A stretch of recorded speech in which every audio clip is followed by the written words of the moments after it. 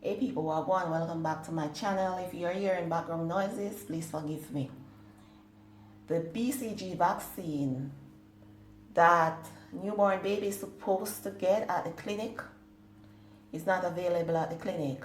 And at the clinic they are saying that the only way the baby will get the vaccine, the mother will have to bring the baby to a private doctor and pay a cost of $10,000 for the vaccine.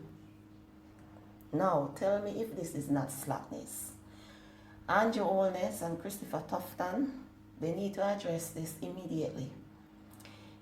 Because I am sure that not many mothers can afford to pay $10,000 at a private doctor for the BCG vaccine. The vaccine is supposed to be free. It was always free at the clinic. Now they are saying that the vaccine is not available at the clinic. You will have to go to a private doctor to get the vaccine at a cost of $10,000.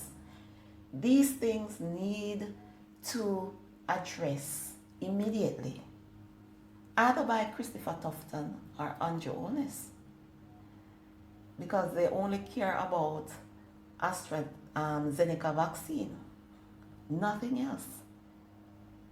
Everything else is falling apart and they don't give a damn.